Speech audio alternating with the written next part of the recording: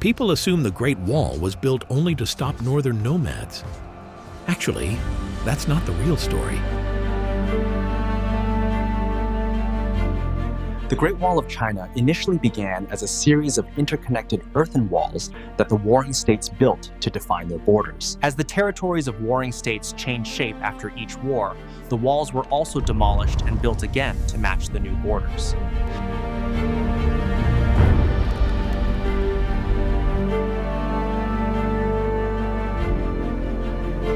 It's such a simple story that it almost feels instinctive. China built a wall, nomads attacked it, and that's how history unfolded. But the real history is far more complex. The Great Wall was not one project, but many, built over more than 2,000 years by dozens of different states and dynasties. Each of them had their own reasons, their own fears, and their own political agendas. Sometimes the wall was meant to keep enemies out.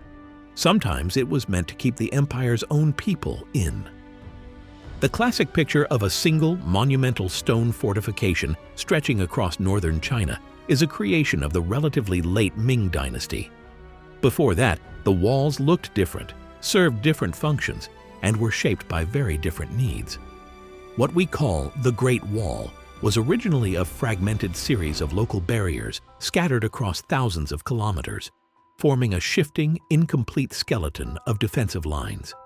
If anything, the wall's true history teaches us that civilizations often rewrite their past not to show how things were, but to show how they wished they had been. Long before China feared the nomads of the north, its greatest danger came from within.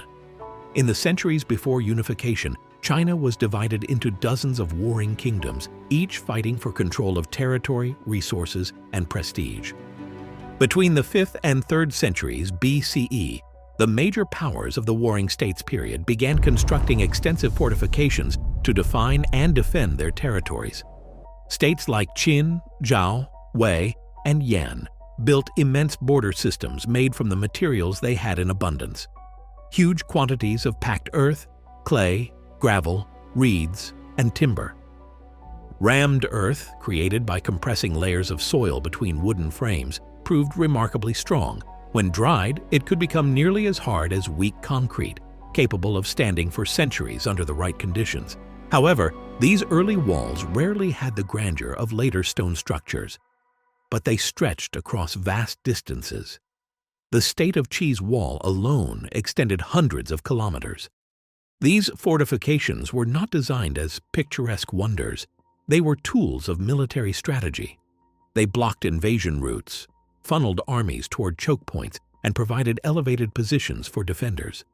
They also served bureaucratic functions. They marked taxation boundaries, designated areas where trade could be monitored, and defined the political limits of each state's authority. During this period, walls were constantly modified, expanded, abandoned, and rebuilt as borders shifted. What we now see as a continuous historical thread was in reality a chaotic and improvisational process driven by immediate military pressures.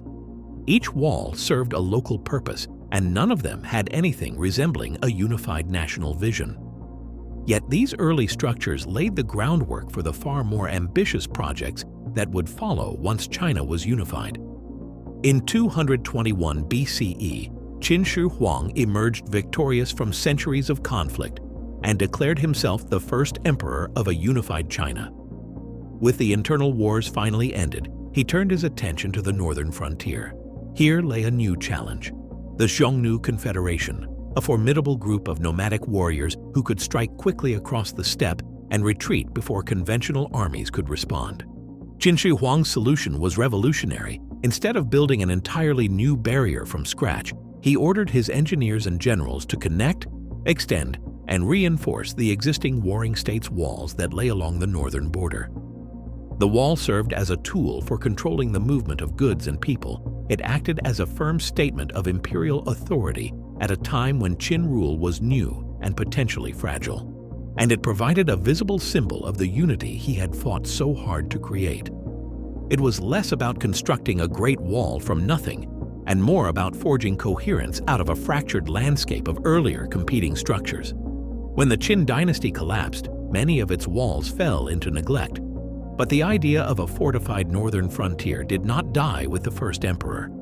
Under the Han Dynasty, China faced a long, grinding rivalry with the Xiongnu, far longer and more intense than anything the Qin had confronted. Where the Qin had connected pre-existing walls, the Han expanded them aggressively. They pushed deeper into the frontier, carving new lines across deserts and steppe regions where no settled agriculture existed. These were not static fortifications. They were part of a broader strategy that included fortified outposts, watchtowers, signal stations, and garrisons staffed with soldiers who doubled as farmers in military colonies. These frontier communities were designed to sustain themselves. The dynasty used the wall system to secure trade routes, protect caravans, and establish control over what would later become known as the Silk Road. When the Han Dynasty weakened, its frontier infrastructure weakened with it. Over time, many sections eroded, collapsed, or were overtaken by the shifting sands. The idea of the wall endured, but the physical structures remained vulnerable to the forces of nature and the limits of imperial endurance. After the fall of the Han in the 3rd century CE, China once again fractured into competing kingdoms and endured repeated waves of invasion from various nomadic groups.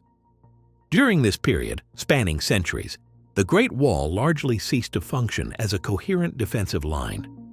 Even more tellingly, several of the regimes that took power in northern China during this era were founded by peoples of steppe origin, the very groups the wall had once been built to deter. For them, the wall had no symbolic meaning. It was neither a boundary nor a threat. It was simply a ruin from past dynasties, unworthy of restoration. By the time the Tang Dynasty re-established a powerful, unified Chinese empire in the 7th century, the geopolitical situation had shifted dramatically. The Tang ruled a multicultural empire with deep ties to Central Asia. They managed relations with steppe powers through diplomacy, trade, intermarriage, and military alliances. Building massive walls simply didn't fit their strategic worldview, so the wall remained dormant, not destroyed, but irrelevant. Centuries later, the Song Dynasty also declined to rely on the wall. Surrounded by strong nomadic states like the Liao and Jin, the Song preferred diplomacy, tribute, and economic incentives over massive fortifications. The wall had become a relic of earlier dynamics, not a living system. By the time Genghis Khan and his successors emerged as a dominant force in the 13th century, the Great Wall, at least in its early forms, no longer represented a meaningful defensive barrier. Many sections were ruined, abandoned, or simply too far from centers of power to matter. It is a common misconception that the Mongols broke through the wall or bypassed it through some brilliant tactical maneuver. The truth is far simpler. The wall, as a defensive system, was no longer functioning. The Mongols did not need to defeat it because it was already irrelevant. Cities south of its remnants fell through siege, negotiation, defection, and internal betrayal rather than through any dramatic breach of a stone battlement. The Mongols excelled at exploiting political weakness, assembling allies, and employing siege engineers who could defeat even the best fortified cities. A neglected earthwork on the frontier was no match for the most adaptive and mobile military force of its age. By the time Kublai Khan founded the Yuan dynasty and ruled over all of China, the idea of the wall as a defensive strategy had been completely abandoned. The Mongols ruled across the entire expanse of Eurasia. They had no need for a barrier separating steppe from farmland. The steppe was now part of their empire. The wall was not merely bypassed, it was rendered obsolete by political reality. This would change once the Mongols lost China. When the Ming dynasty rose in 1368 and expelled the Mongols, they faced a sobering truth. The nomadic threat had not disappeared. The Mongols still held power to the north, and the frontier was a constant source of raids and instability. The Ming emperors, particularly during the 15th and 16th centuries, embarked on the most ambitious wall-building campaign in Chinese history. This was the era of the iconic Great Wall, the stone-faced, brick-built, fortress-studded structure most people imagine today. The Ming invested staggering resources into rebuilding, expanding, and reinforcing the wall, transforming it from an earthen borderline into a massive architectural system. Towers rose at systematic intervals. Pass fortresses guarded strategic routes. Stone battlements lined ridges for as far as the eye could see. But the Ming Wall was not only military, it was psychological and political. Having suffered under Mongol rule, the Ming saw the wall as a statement of restored Chinese authority. It was a monument to sovereignty as much as a defense against attack. The scale of manpower alone shows this shift. Hundreds of thousands of people were mobilized across northern China. Records from the Ministry of Works show that a typical year might see 100,000 to 150,000 conscripted laborers, plus tens of thousands of paid artisans and soldiers.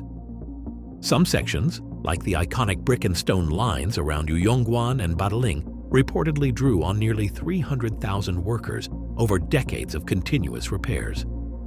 The labor system was a mixture of paid and unpaid service. Skilled masons and brickmakers were often compensated, usually in grain, occasionally in copper cash, and sometimes in government-issued cloth or salt licenses. Unskilled laborers were typically corvée workers, fulfilling mandatory service owed to the state. They weren't paid in wages, but they were entitled to rations. For many poor farming households, this work could mean months away from home, and while brutal, it also meant guaranteed food during lean years. In frontier counties, the enormous demand for supporting supplies, lime, clay, timber, grain, nails, iron fittings, stimulated local economies.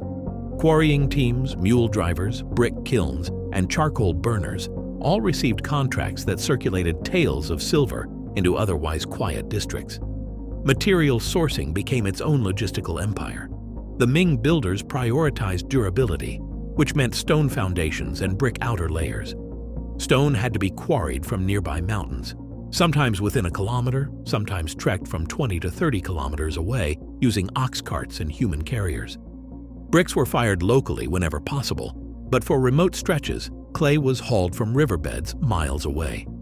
In many border towns, entire cottage industries emerged around these needs. Kilns prospered, quarries expanded, and teams of transporters found stable work for years at a time.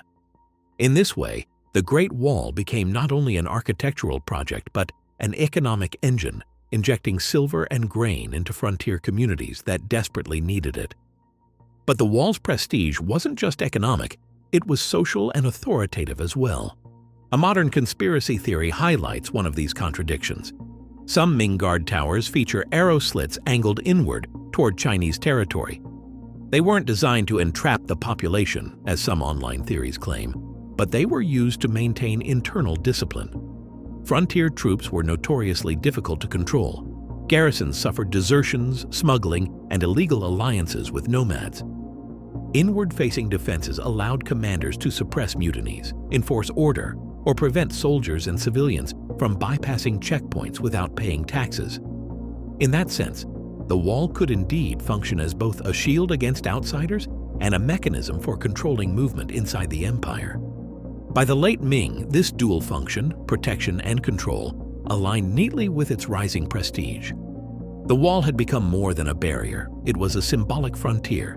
It also served as a mode of communication, as the Ming had developed a system to transmit messages with burning fires. One fire on top of a watchtower meant the enemy is moving, 2 fires signified that the enemy is coming closer, and 3 fires signified that the enemy is within the fire range of the wall. Depending on where the fire started, troops quickly mobilized to fortify the attacked positions. For all its grandeur, the Ming Great Wall never lived up to the myth that later centuries placed upon it. It slowed Mongol raids, but it did not eliminate them. Cavalry forces still found ways through valleys, rivers, and open plains. Some raiders bribed gate officials, others exploited disputes within the Ming military bureaucracy. The wall could impose delays and force nomadic armies to change tactics, but it could not create absolute security.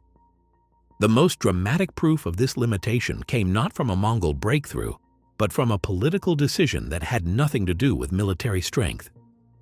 In 1644, as the Ming dynasty collapsed under internal rebellion, the last major Ming commander guarding the northeastern frontier, General Wu Songui, made a fateful choice.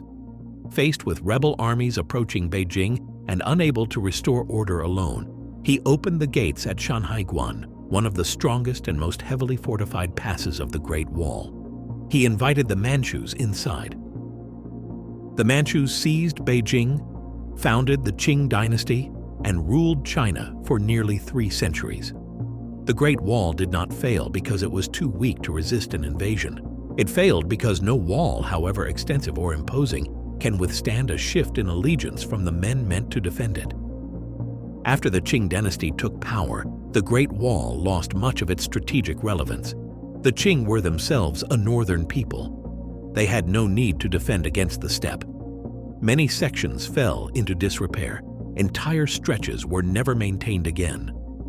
The wall became a quiet skeleton of its former self, stretching across mountains and deserts, slowly reclaimed by erosion and vegetation.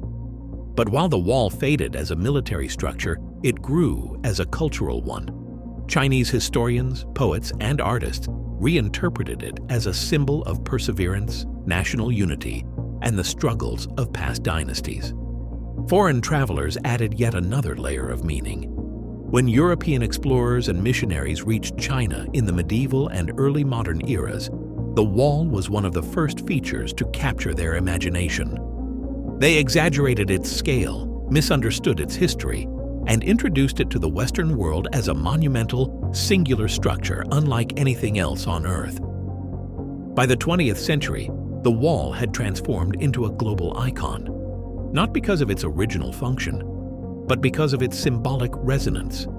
It became a representation of endurance, civilizational continuity, and the immense engineering capabilities of ancient China. Across the span of 2,000 years, the Great Wall was never a single project designed for a single purpose. It was a series of solutions to ever-changing political, economic, and military realities. Early states built walls to separate themselves from rival kingdoms. The Qin used the wall to consolidate power, control movement, and secure their northern frontier. The Han transformed it into a logistical system, but later dynasties abandoned the wall when diplomacy or military strategy made it unnecessary. The wall's true purpose was never static. The truth is far deeper than the textbook version. The Great Wall was not simply built to stop invaders. When we look at the wall today, we are not seeing a singular military structure. We are seeing a vast archive of ambition, conflict, pride, and imagination. The Great Wall of China was built by millions, but it stands today for billions. And its real story is far richer and far more surprising than the myth we were all taught.